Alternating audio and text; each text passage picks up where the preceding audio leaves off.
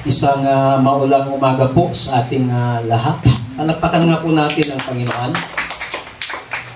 Nagganito na po ako kasi kagabi pa lang nilalaglag po na ako. Hindi na po ako nag-aircon kagabi, magdamagin. Meron ako nag-electric fan kasi giniginaw po ako. Kaya kaninang umaga, kahit masamay pakiramdam, ay naligo pa rin po tayo at ganito po ang ating sinuot para gusto kong mapawisan. Duman din ako sa butika kanina, bumili po ng gamot. Ininom ko po yung isa. Ito medyo umitik ko nata dahil pinapawisan na po ako. Sa pa pong malakas na palakpak sa Panginoon. Nabasa na po yung atin pong teksto sa Jonah chapter 4 verses 1 up to 11. Gusto ko lamang pong bigyan ng tema ang mensahe ng Panginoon, when God's mercy offends. Kapag ang awa ng Diyos ay sumugat sa isang damdamin. Kung makikita po natin mga kapatid, dito po sa tinatalakay po natin ang aklat ng Jonah. Kasi 4 lang na chapter ang book of Jonah. Natalakay na po natin doon sa chapter 1, 1 to 4, na kung saan ay napag-aralan natin yung mga experiences ni Jonah. And then, sa chapter 1, verses 1 up to 10, napag-aralan din po natin na ang Diyos ay gumagawa ng paraan para ikaw at ako ay makapanumbalik sa Kanya.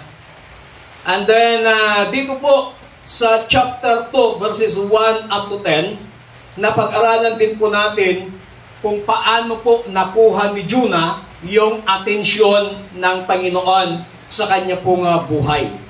At dito po sa chapter 3 verse 1 up to 10, tinalakay din po natin na ang Diyos ay nagbibigay ng pangalawang pagkakataon. At dito naman sa chapter 4, ito po yung tatalakayin natin na kung ang biyaya ng Diyos ay sumugat sa isang damdamin.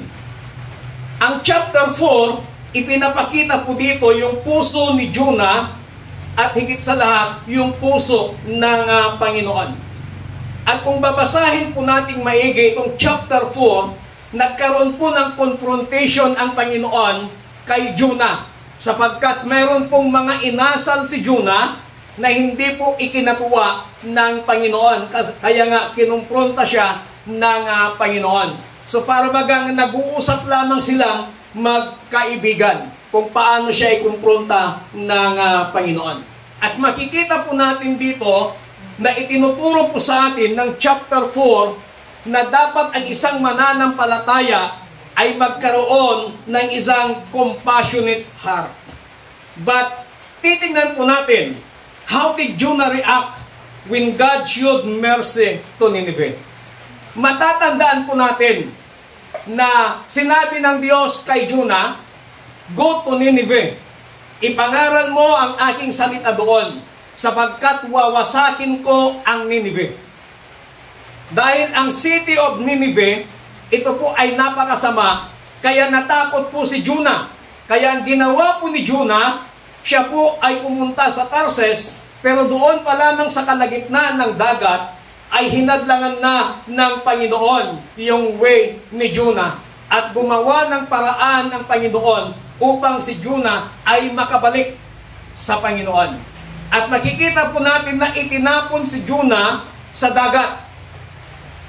At nagpadala naman ang Panginoon ng isang dambuhalang isda para sagipin, tulungan si Jonah. Now, titingnan po natin ngayon dito, may mga aral tayong matututunan sa pagkasugat ng damdamin ni Jonah nung ipadama ng Diyos ang kanyang habag sa mga taga-Nineveh. Sa verse 1 up to 3, makikita po natin dito Jonah's anger at God's mercy. Nagalit si Jonah, napuot si Jonah doon sa habag ng Panginoon.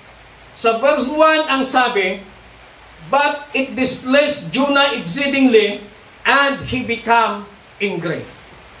labis na kinagalit ni Jonah noong makita niya yung habag ng Panginoon. Jonah is upset because God forgave Nineveh. Nagalit si Jonah sapagkat pinatawad ng Diyos ang Nineveh. Ang gusto kasi ni Jonah, he wanted judgment, not mercy.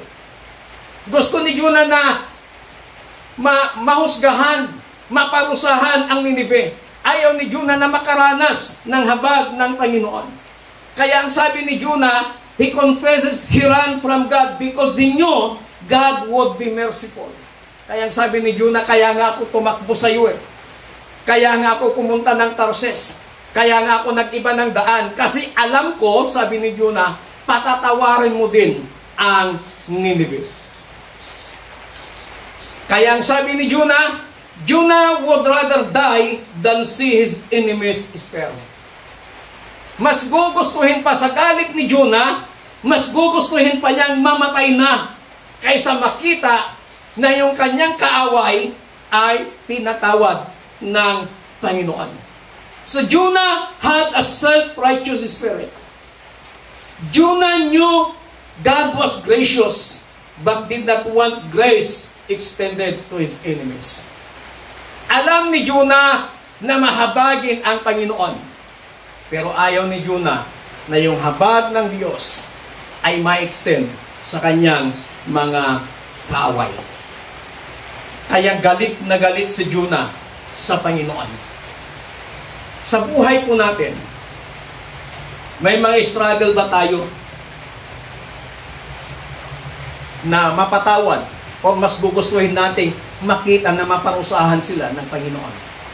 Lalo na yung mga taong nakasakit sa ating damdamin, lalo na yung mga taong nanloko sa atin, lalo na yung mga taong labis kang siniraan, mas gugustuhin ba nating makita na parusahan sila ng Panginoon? O mas gugustuhin nating makita na sila'y pinapatawad ng Panginoon, na sila'y nakakatanggap din ng biyaya ng Panginoon?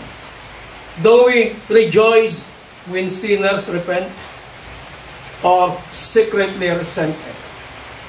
Tayo ba'y nagagalak kapag mayroong isang makasalanan na tumanggap sa Panginoon? O baka tayo'y nagagalit, naiinggit? Are we ever angry when God is merciful to people we dislike or think don't deserve it? Nagagalit ba tayo sa Panginoon kung yung taong ayaw na ayaw natin ay makita natin na nararanasan niya yung biyaya ng ating Panginoon? Katulad ni Jonah, naging makasarili si Jonah. But ang aral na makikita po natin doon, huwag po tayong maging makasarili. Ikatuwa po natin na kung yung ating mga kaaway, yung mga naninira sa iyo, yung mga umaatake sa iyo, yung mga gumagawa ng mga kwento sa iyo, ipanalangin mo na sila'y makakilala rin sa Panginoon, katulad ng ginawa ng Panginoon sa syudad ng Nineveh. Kaya yun po yung sumugat sa damdamin ni Jonah. Sometimes aminin po natin na kapag yung taong kinaayawan po natin, nakita natin naging aktibo sa paglilingkod sa Panginoon, sometimes nagagalit po tayo, nasasaktan yung ating damdamin. Pero wag po tayong ganon. Kasi ang itinuturo ng aklat ni Jonah chapter 4, kailangan maging mahabagin po tayo sa lahat ng tao. Palakpakan po natin ang Panginoon. Pangalawa, sa verse 4 to 9, Jonah's confronted by God. Kinumpronta na ng Panginoon si Jonah kasi nagagalit na si Jonah eh. Dahil po yun, dahil kung kunakungkat, ito na ang sinasabi ko. Alam ko naman patatawarin mo sila, ba't mo pa ako inutusan na ipahayag yung judgment sa kanila? Kaya galit na galit ni Jonah. Pero ano pong sagot ng Panginoon sa kanya sa verse 4? Is it right for you to be angry?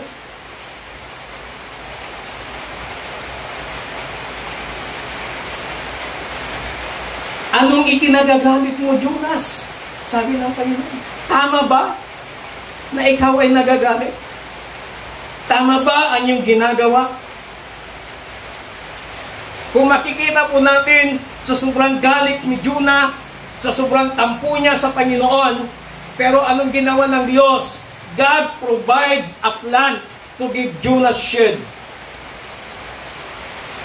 Binigyan pa rin ng Panginoon ng isang halaman si Jonah upang magsilbing lilim niya. Ang sabi ng Biblia, upang hindi siya magkasakit dahil sobrang init doon sa pampang ng dagat kung saan iniluwa siya ng dambuhalang isda. Kahit na galit si Jonah, pero ang ginawa ng Panginoon, kinumfort pa rin siya ng Diyos. Paano siya kinumfort ng Panginoon? Binigyan siya ng isang halaman. Nang halaman ito ay tumubo, lumaki at nagbigay ng lilim kay Jonas. But ano pong ginawa ng Panginoon? Kinabukasan, nagpadala rin ng Panginoon ng isang uod at sinira yung halaman. At dito, mas lalong nagalit si Jonah sa Panginoon. Ang sabi ni Jonah, binigyan mo ako ng halaman. Ba't ngayon sinira mo pa? So makikita po natin that Jonah cared more about the plan than about 120 souls.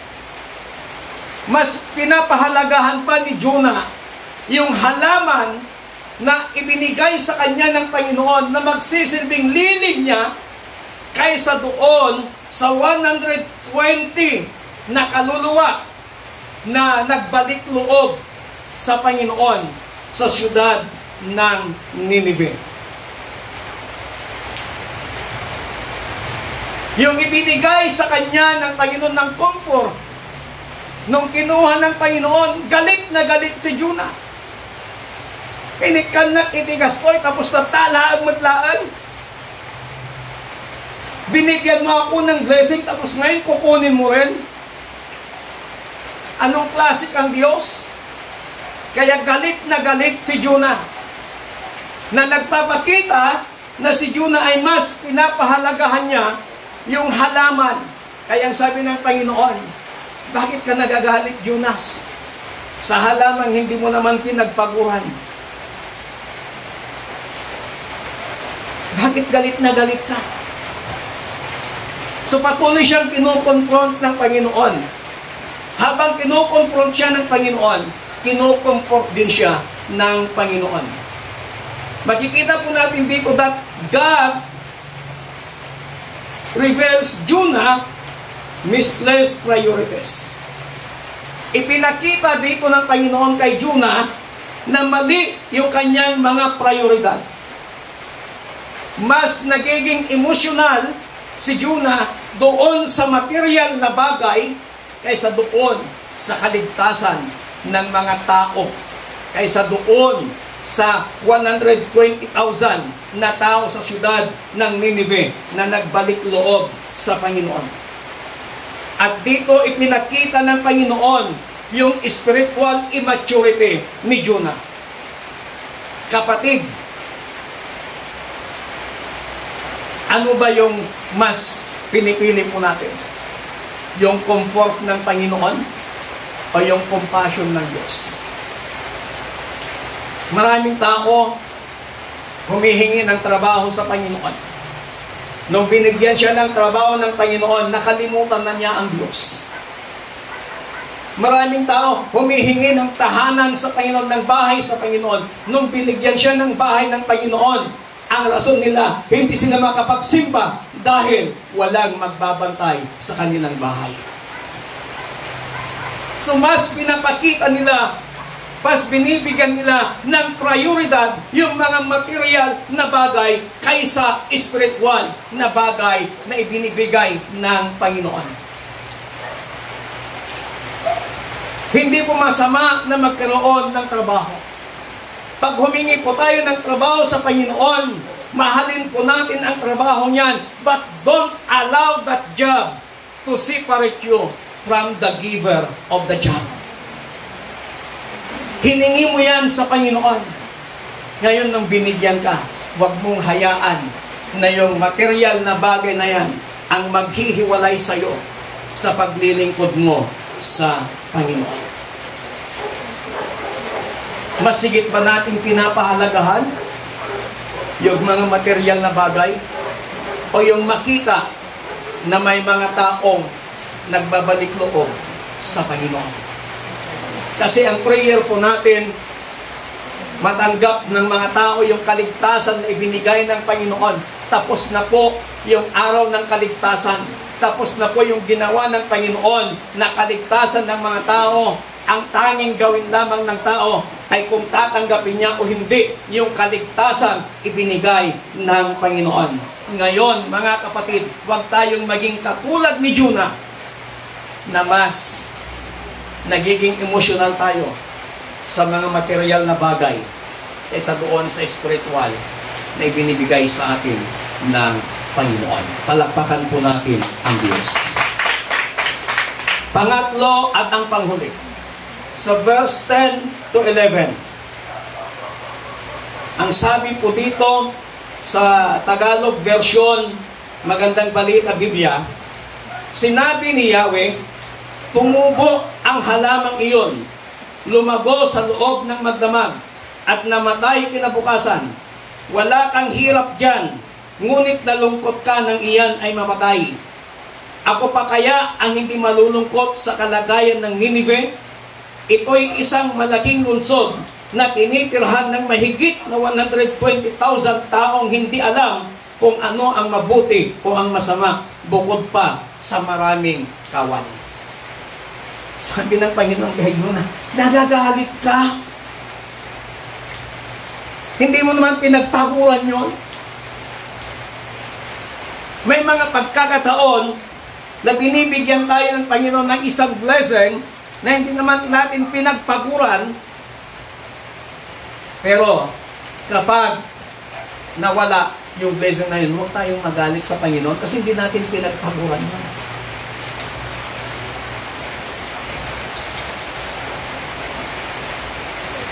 Ang sabi ng Panginoon kay Jonah, masigit kong pinapahalagaan yung mga taong mahigit 120,000 na nakatira sa Nineveh, maliban pa sa kanilang mga kawan. Jonah saw the compassion of God for the lost. Ang sabi ng Panginoon, should I not have concern for the great city of Nineveh? Makikita po natin the climax of Jonah. Ito po yung compassion ng Panginoon. Taliwas doon sa pag-uugali ni Jonas na mas pinapahalagahan niya yung material na bagay kaysa doon sa mga mahigit 120,000 na magpabalik loob sa ating Panginoon. God's mercy is broader than ours. Tandaan po natin na ang habag ng Panginoon ay higit na mas malawak, mas malaki kaysa sa atin. Limitado lang yung ating habag. But the grace of God, the mercy of God is broader. God's mercy extends beyond national, beyond racial, anumang lahi, and moral boundaries. His love is not limited by our preferences. Iba yung standard ng Panginoon. Iba yung standard po natin. Sometimes, pag galit na galit tayo sa isang tao, sana hindi namin siya makasama. Sana hindi siya makapagbalik loob sa Panginoon. But masigit na ipadama natin yung ating habag. Ipanalangin natin na sana ang mga tao ito ay makapagbalik loob sila sa Panginoon hanggat hindi pa nahuhuli ang lahat. Kasi darating ang araw na ang kaligtasan, ang biyaya ng Panginoon ay kanyang isasara. Kaya habang meron pa pong pagkakataon, ipanalangin po natin ang mga taong ito. O aminin mo, Pastor, galit ako sa taong yan. Hindi ko siya tanggap. Pero tanggap siya ng Panginoon. Mahal siya ng Panginoon. Sasabihin mo, grabe ganito yung ugali niyan, Pastor. Ganito yung ginawa niyang kasalanan, Pastor. Kapatid, nung ikaw ang nagkasala, pinatawad ka ng Panginoon. Hayaan mo na yung taong yan, patawarin din siya ng Panginoon. At ikatuwa po natin ng mga taong ito ay makita natin na nagpapatuloy sila na naglilingkod sa Panginoon. Amen? Palakpakan po natin ang Diyos. Mas malulungkot po tayo kapag ang mga taong ito makita natin na binabaliwala nila ang Panginoon. Makita natin na parabagang wala na sa kanilang Panginoon. Mas doon po tayo mahabag nang sabihin natin, Panginoon, buksan mo ang puso at espiritual na pandinig, paningin ng mga kapatid namin ito upang sila ay makapanumbalik sa iyo. Tandaan po natin, hindi ka pumupunta sa church dahil lang sa kapatid mo. Pumupunta ka sa church para sumamba sa Panginoon. Ang pinupuntahan mo sa church ay ang pagpuri mo, pasasalamat at pagsamba mo sa Panginoon.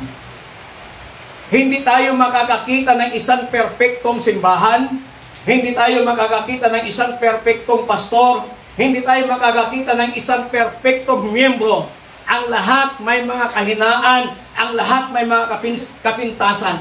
Pero pupunta tayo sa church para sambahin, purihin at magpasalamat tayo sa Panginoon. Hindi dahil gusto nating magpakita sa ating mga kapatid sa Panginoon. Hindi po yun ang dahilan. Amen? Kaya maging katulad po tayo. Ipanalangin po natin sa Panginoon na yung compassion ni God ay ipagkalob niya sa ating mga puso. Nalawakan ng Panginoon yung ating pangunawa. Lawakan ng Panginoon yung ating pagmamahal. Lawakan ng Panginoon yung ating love sa mga taong nanlamig sa Panginoon at sa mga taong hindi pa nakakakilala sa Panginoon. Tayo nga pong lahat ay tumayo.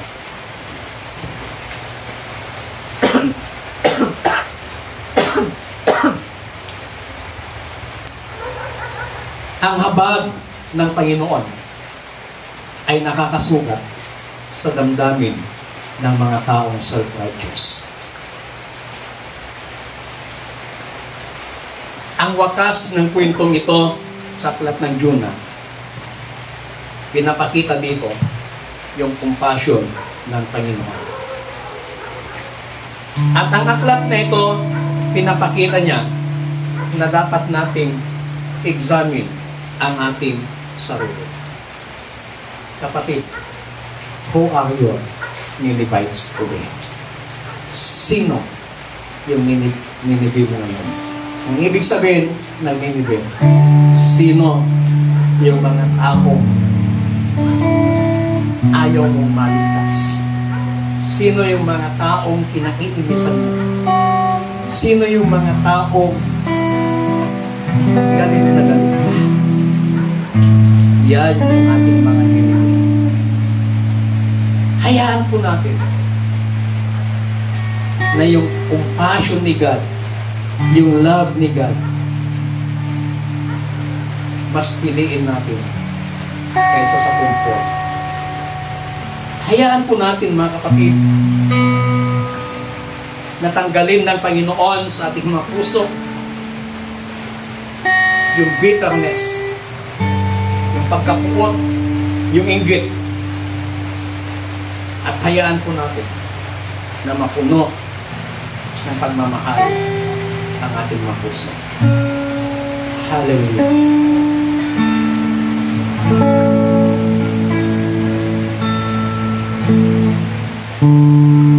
Awitin natin yung Panginoon ay buti mo.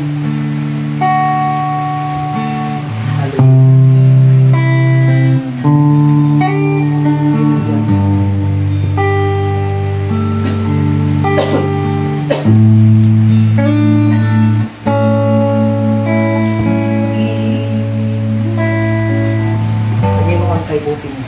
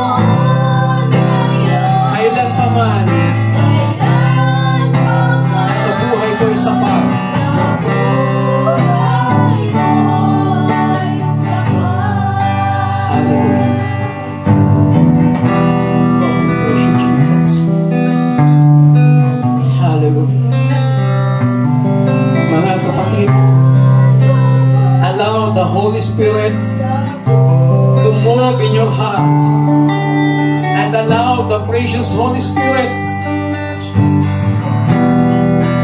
at tanggapin mo yung compassion ni God sa iyong puso na masigit na pahalagahan po natin yung mga spiritual na bagay kaysa sa mga material na bagay.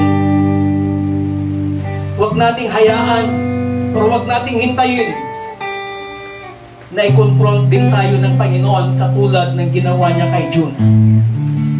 But this time, mga kapatid, hayaan po natin na palawagin ng Diyos yung kanyang compassion sa ating mga puso. Let the compassion of God maghari sa ating mga puso, maghari sa ating mga isipan.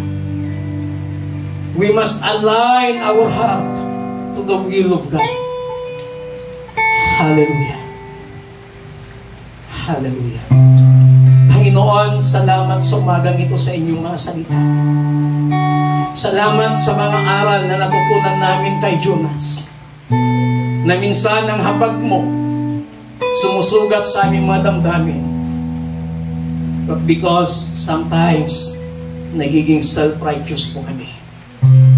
Panginoon, tanggalin mo yung aming pagiging self-righteous. Tanggalin mo sa aming mga puso ang pagiging mapanghusga namin, Panginoon. Kundi ang maghari sa aming mga puso, Panginoon, your compassion, your love, your power. Precious Holy Spirit, patuloy kang manahan sa aming puso. In Jesus Christ, mighty name we pray. Amen. Palakpakan po natin ang Panginoon.